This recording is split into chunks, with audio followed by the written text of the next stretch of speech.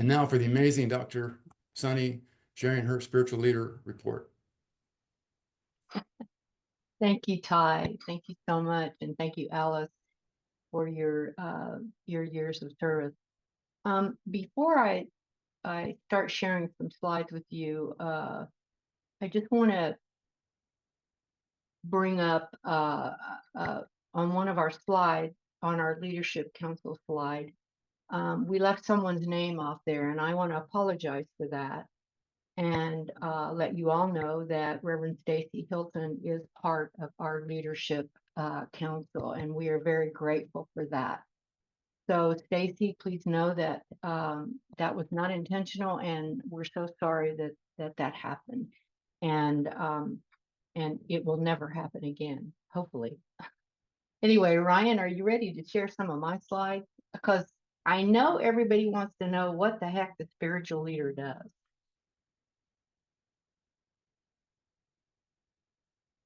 And I know Ryan's got some slides there somewhere.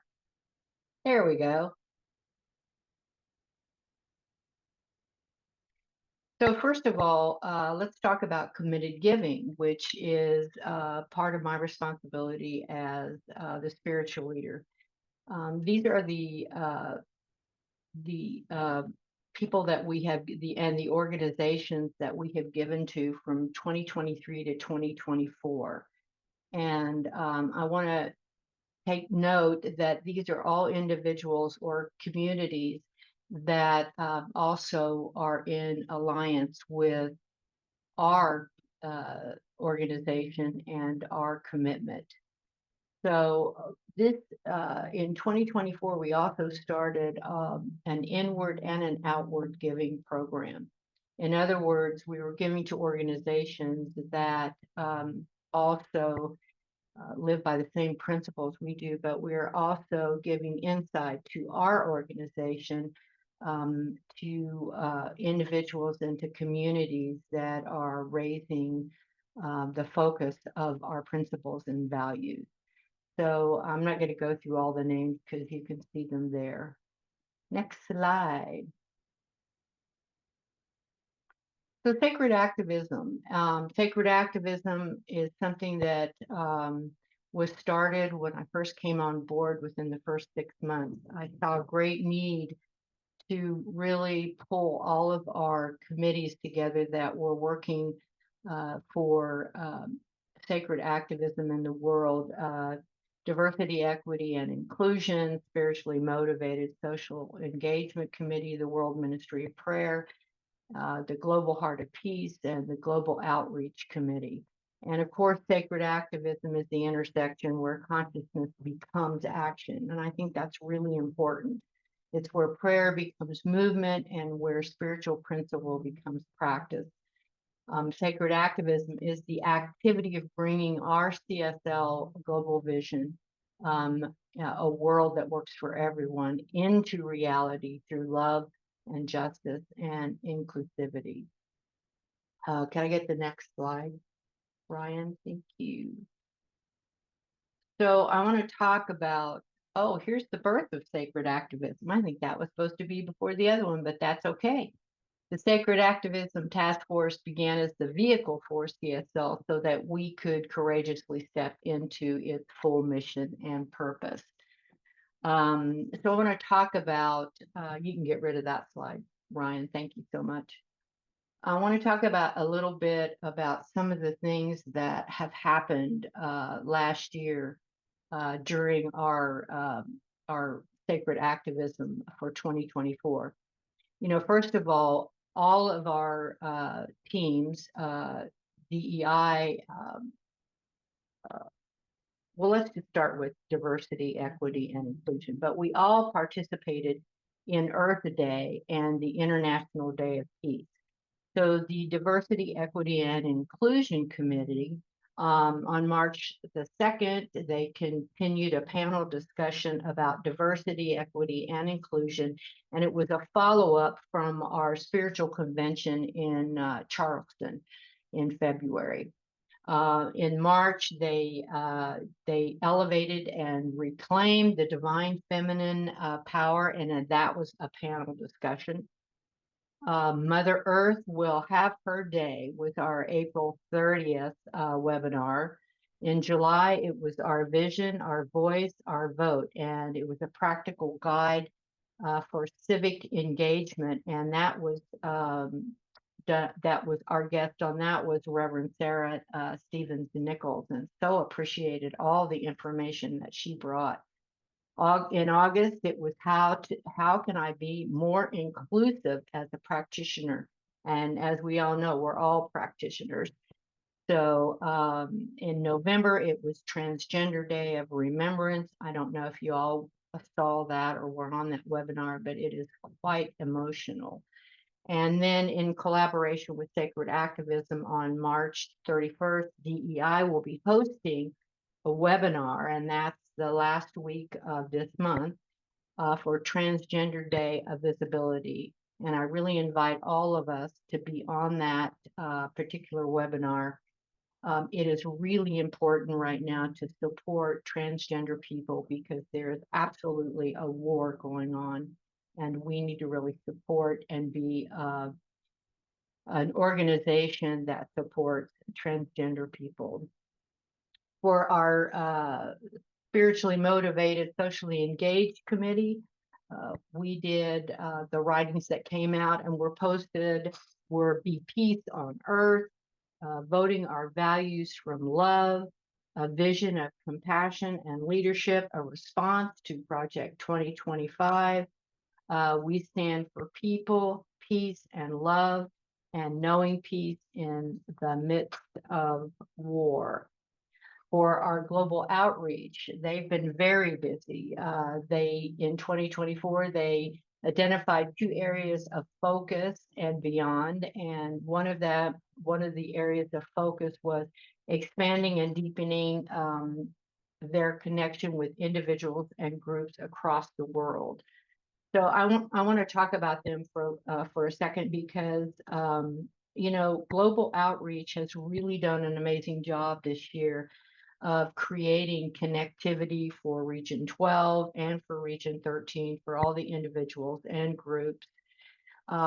They use WhatsApp to not only for the connectivity, but to teach classes, because there are some areas where it's very difficult to have an internet connection. So they actually use WhatsApp to teach classes. So you can imagine how committed some of our global organizations, some of our global individuals are to learning science of mind. I mean, it's amazing to me.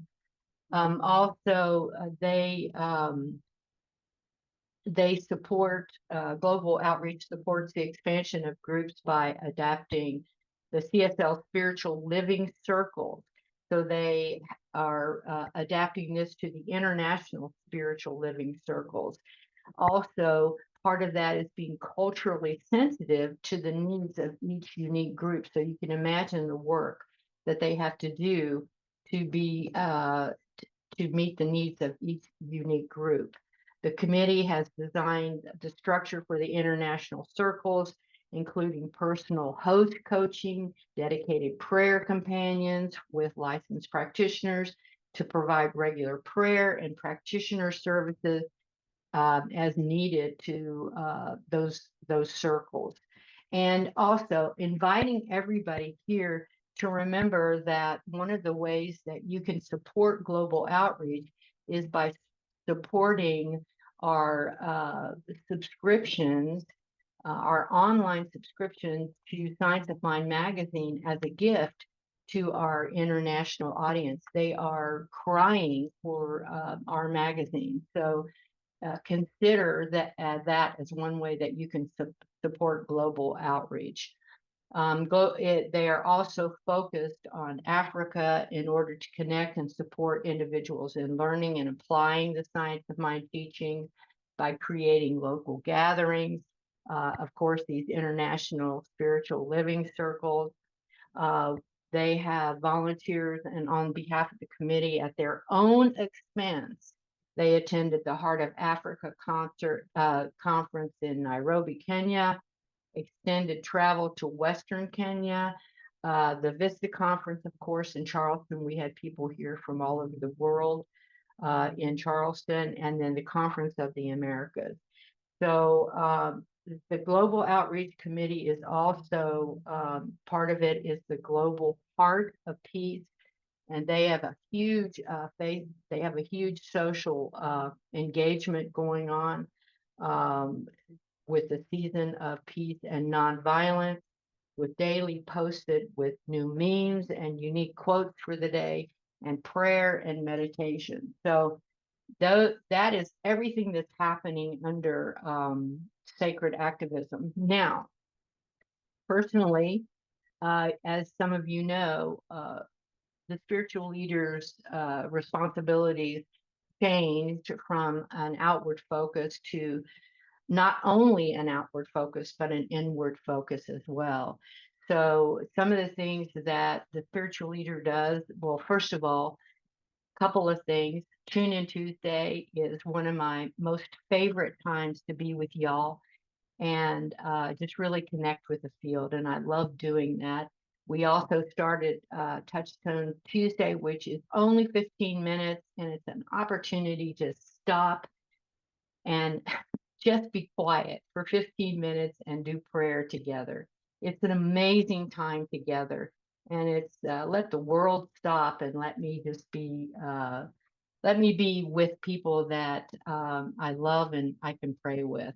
I'm going to make this quick because I know that I might be running over time here. So some of the things I participate in on the inward scope is Leadership Council. I also have oversight for education, committed giving, sacred activism, of course, which I talked about, ethics, the RSCs, visioning, marketing task force, CSL affiliation agreement, strategic alliances, strategic planning, finance committee, legal committee, Science of Mind Foundation, doctoral committee, and events committee.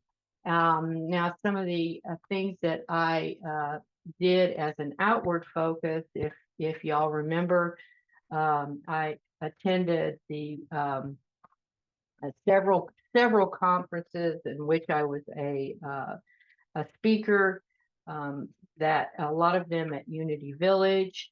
I also INTA. I mean, it goes on and on and on.